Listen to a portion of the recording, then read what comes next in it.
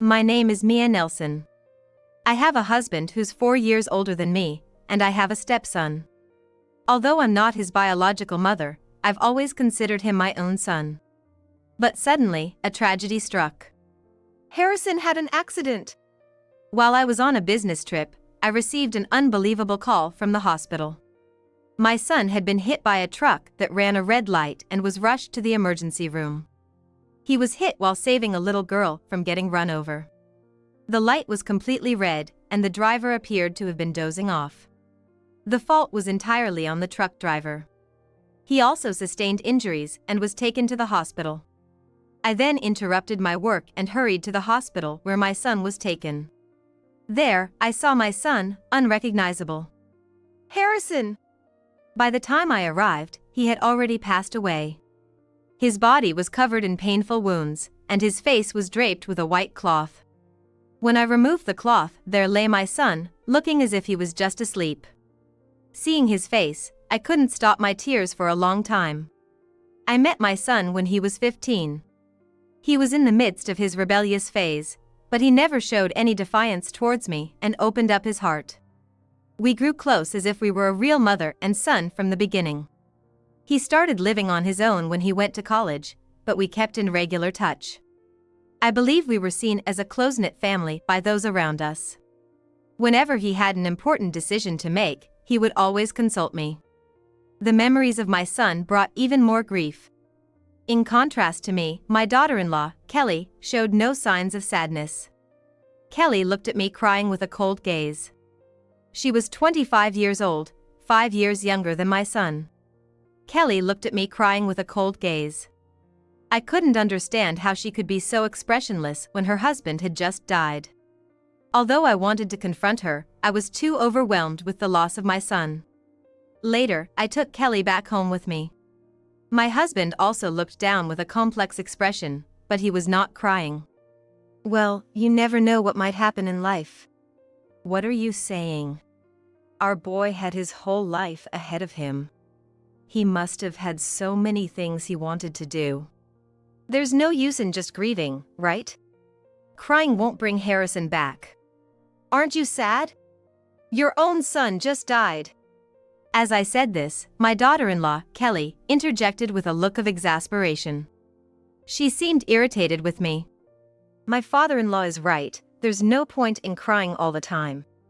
You seem out of your mind right now, so I'll take care of all the funeral arrangements.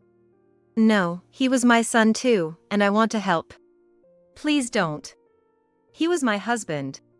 He'd probably want his wife, not a stranger who's not even related by blood, to do this. Harrison loved me with all his heart.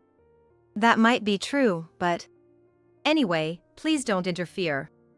Honestly, it's troublesome having someone who's not in their right mind around. Kelly looked at me as if I were trash.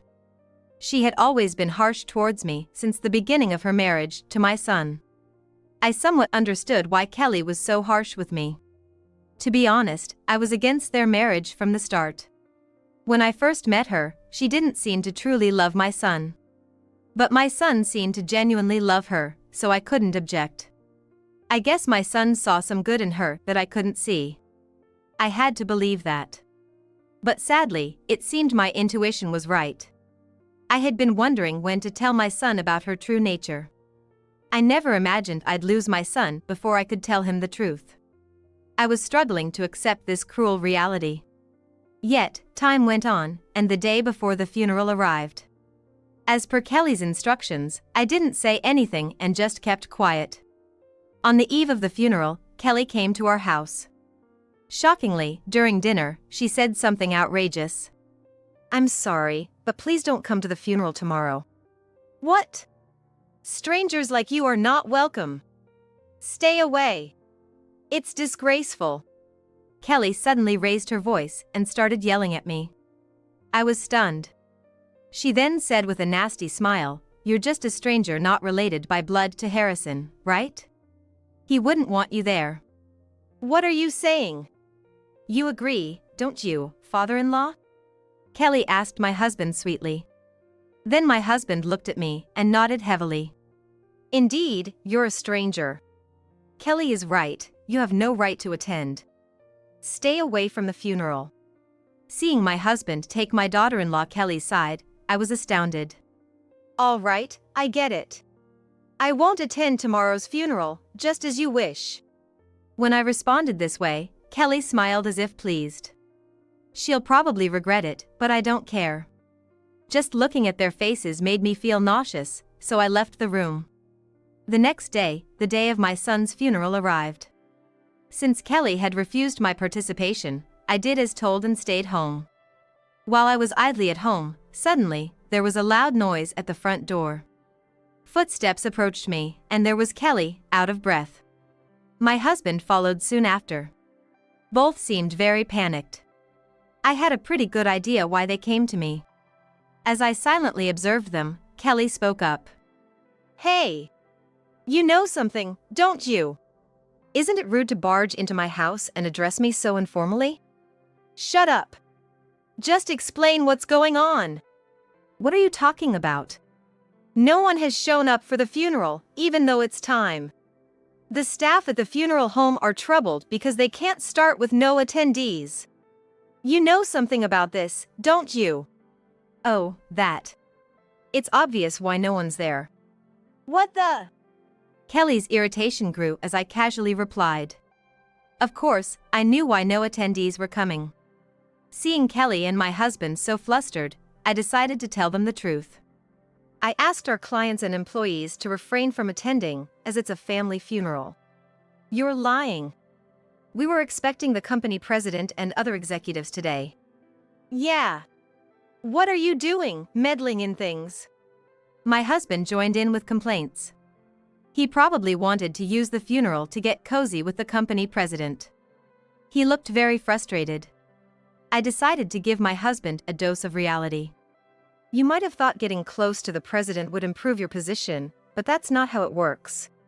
If you were a president or an executive yourself, maybe it would be different. But you're just a regular employee, aren't you? Were you thinking of getting noticed by a big company's president and working for them?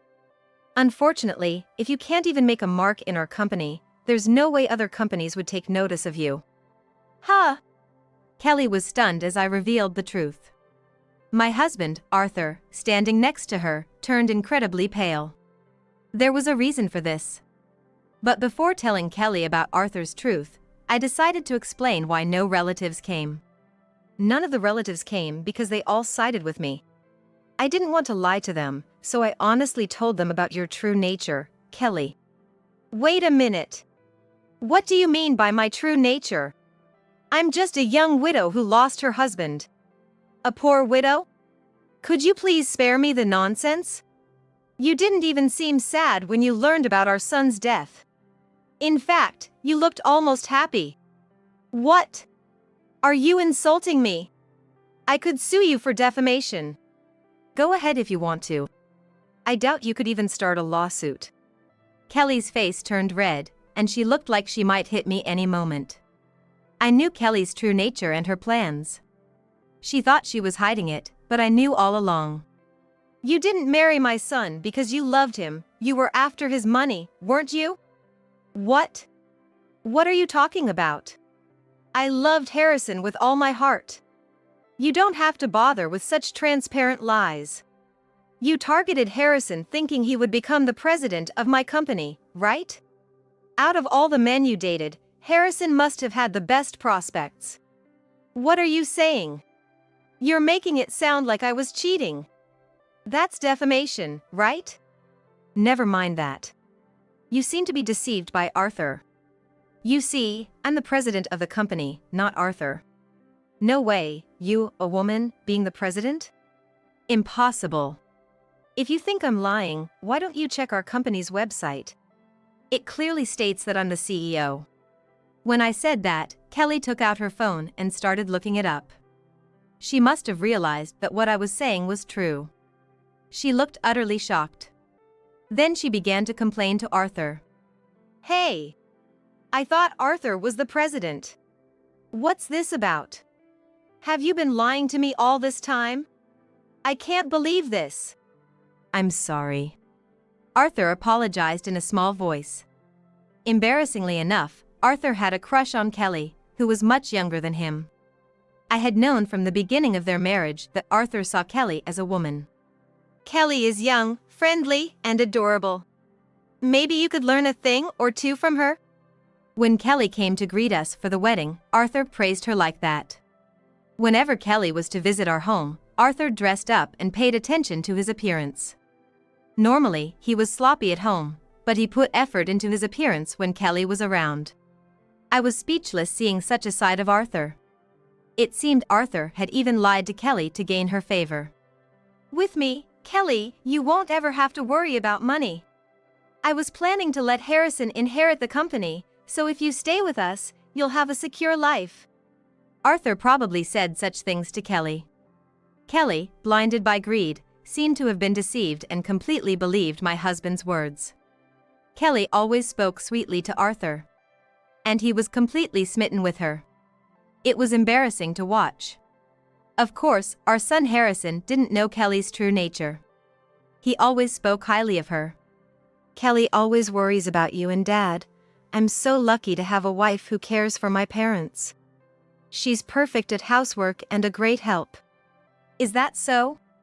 Kelly must have been playing the role of a good wife in front of Harrison. But she showed her true colors to me. When it was just the two of us, Kelly's attitude would suddenly become cold. She'd barely respond while looking at her phone. When Harrison and Arthur returned, she'd instantly switch back to being all smiles. I was amazed at how well she could act. I doubted Harrison would believe me if I told him the truth. Even if I did, he might side with his wife. Such thoughts crossed my mind, and out of fear, I couldn't bring myself to reveal the truth. Thinking about it now, I should have told Harrison the truth sooner. Seeing Kelly and Arthur in front of me filled me with deep regret. And there was more Kelly didn't know about Harrison and Arthur. I decided to reveal the truth to her. "Kelly, you thought Harrison would inherit my company, but he never wanted to be the president." "What? So, I could never have become the CEO's wife?" "No, you could have been, perhaps." "What do you mean? Were you running other companies?" "No, Harrison was planning to start his own business. He was packing his head with management skills at my company, and then he was going to launch his own. Harrison was popular. Several employees said they'd follow him to his new venture. Even before it started, there were companies eager to do business with him." I didn't know that. Harrison didn't like bringing work home, so he deliberately didn't tell Kelly about it. "But I am his wife, he could have at least told me." He was afraid of opposition, especially if he started his own business with all the risks involved. He planned to tell you after getting things on track. Kelly listened to my story in a daze. The company I run is involved in the apparel business. We also handle famous brands, and I am well known in the industry. Thanks to our success, we have over 100 employees. I started this company from scratch and managed it without much deficit. Harrison had admired me for running the company and aspired to be a business owner since high school. He considered starting a business in college but decided to learn under me first. After graduating from college, Harrison joined my company. Like any other new employee, he started with basic tasks. He kept improving and getting familiar with the work, and then I started teaching him about management. Harrison caught on even faster than me, impressing me often. Apparently, Kelly had no idea that I was the president of the company. "I had never heard that you were the president. Why keep such an important thing a secret?" "It might be important to you, but maybe not so much to Harrison. He's not the type to judge people by their titles. I think he wanted you to see him for who he is, not for his connections. This is just my guess, though." Arthur, in front of me, sometimes acted as if he were the president when talking to Kelly. I never corrected him simply because it was too much trouble. I thought Kelly would believe whatever Arthur said. She never realized the truth, probably because she only saw people superficially. By the way, Arthur was not originally my employee. He used to work in sales at a food manufacturer, but got laid off after struggling to find a new job during a recession. Then I decided to hire him at my company. To put it mildly, Arthur was not the best at his job. There were constant mistakes during his first 6 months, causing complaints from other employees. He's improved somewhat, but he's never been highly motivated and remains a regular employee. However, Kelly was under the impression that Arthur was a successful company president. Realizing Arthur's true nature, Kelly let out a big sigh. So Arthur has been living off women? That's really lame. You don't have to say it like that. Disgusted by Kelly, Arthur was visibly shocked. Ignoring Arthur, I continued speaking to Kelly. You might have been hiding it, but I've known about your plans for a long time. You married into this family for the money, didn't you? Yes, that's right. I married into this family for the money, Kelly confessed, revealing her true nature. I then asked her a question. You have a main boyfriend, right? Your ex from your student days, who's the same age as you and into music. Kelly was shocked at my words. She probably never expected her infidelity to be exposed. Arthur was also greatly disturbed. What? You had another man? You said I was your favorite. Overwhelmed with shock, Arthur was almost in tears. Seeing Arthur's pathetic state, I could only sigh. Aren't you ashamed, getting serious about such a young girl? The two of you have been going on trips, dining out, and frequently going out when I'm not around. Kelly, you must have received quite a bit of money from him, all from my earnings, right? Arthur looked down, his face turning pale at my words. It seemed that he and Kelly had become involved about 6 months after Harrison and Kelly got married. I was suspicious of Arthur's behavior and hired a private detective to investigate. It was revealed that Arthur and Kelly were meeting regularly. And Kelly had several other men. Among them, it seemed that Kelly's main interest was her long-term ex-boyfriend. She probably didn't marry him because he didn't have much money. Kelly was the kind of woman who would do anything for money. I couldn't forgive her for deceiving my son. Yet, even with her true nature exposed, Kelly had a triumphant smile. Does it matter if I have other men? Harrison is no longer in this world, and since he's gone, I can't be blamed for infidelity, right? I felt like hitting her as she spoke so smugly. But I knew that would mean losing my composure. I needed to stay calm. So, your goal was money all along. Of course, it's natural to be dazzled by money. Living in such a magnificent mansion, anyone would be envious. I've always dreamed that this house would be mine after you're gone. Hearing her talk so blatantly about inheritance in front of the living, I was appalled by her corrupted soul. Arthur was completely devastated and couldn't contribute to the conversation. He realized he had been used by her and was deeply hurt. Ignoring Arthur, Kelly continued. As Harrison's wife, I'm entitled to the insurance money and inheritance, right? He was frugal, so he must have saved a considerable amount. Even if you don't like it, I have the right to claim it. Of course, I'm not denying your rights, but I don't think Harrison left as much money as you expected. What are you talking about? Harrison let me live in a luxury apartment and said I could use the credit card freely. He made sure you weren't in need, but it seems there wasn't much room for savings. What? Did you take his money without telling me? I wouldn't do such a thing. Harrison was planning to use his own funds to start a business. I was willing to support him, but he refused. What's that supposed to mean? Kelly had believed Harrison, being a good earner, must have saved at least several $1,000,000. Shocked by the unexpected truth, she was momentarily speechless. Then, as if a switch was flipped, Kelly began to scream. What's the point of getting married if there's no money? My husband is gone, and now there's no one to earn for me. If he had to die, he should have left enough money so I wouldn't have to worry for the rest of my life. She ranted about my deceased son right in front of me. Suddenly, 2 figures appeared from the back of the room. I never thought you could be such a despicable person. Where did we go wrong in raising you? What? Why are my parents here? Kelly's parents, whom I had invited over, appeared, leaving Kelly pale-faced. In fact, anticipating that my daughter-in-law and her husband would return to the house, I had invited her parents over. Her parents were reasonable people. When I told them about Kelly, they deeply apologized to me.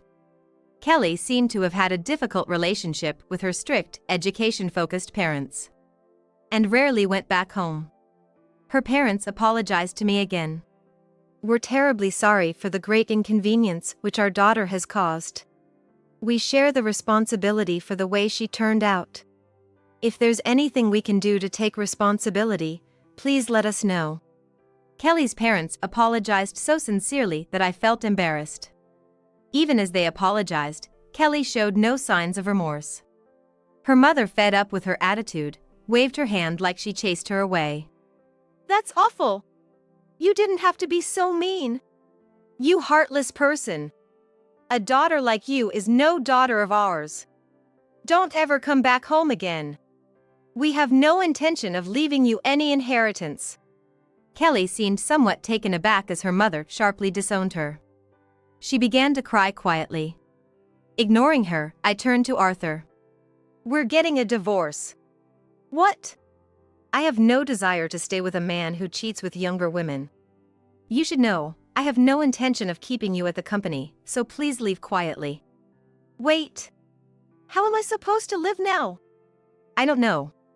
Maybe you should find some part-time work. Then Arthur made a foolish suggestion to the crying Kelly. You've lost Harrison and are alone now, too. Why don't we live together? We can survive on Harrison's insurance money for a while. I think we can make it if it's just the two of us. What? Why should I live with a useless old man like you, who has no money and has been dumped by his wife? You're worthless to me without money. Rejected by Kelly, Arthur began to cry. Why don't you go back to the funeral home?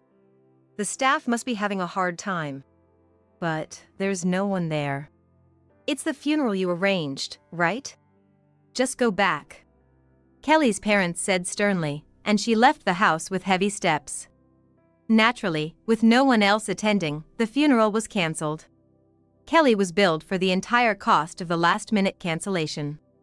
It was a considerable amount due to the lavish funeral she had planned. Unable to pay, her parents had to cover the expenses. And in return, they completely severed ties with her. The biggest inconvenience was probably caused to the funeral home staff. They must have never seen a funeral with no attendees before.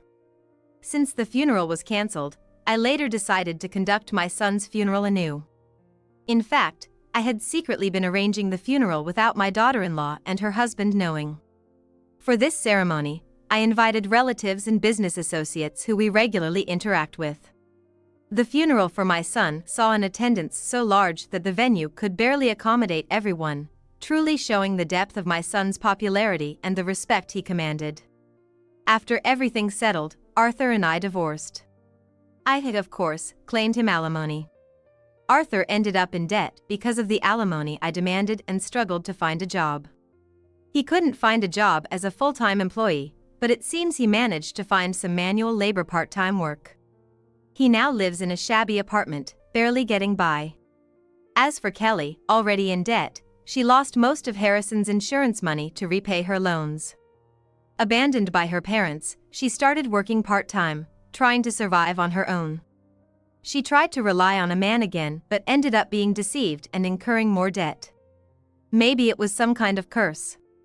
I don't know what became of her after that. As for me, I continued to focus on running my company. I still cry when I think of my son, but my employees have been supportive. With their help, I've been able to keep going, cherishing the people around me. I want to continue living my life, cherishing the people around me.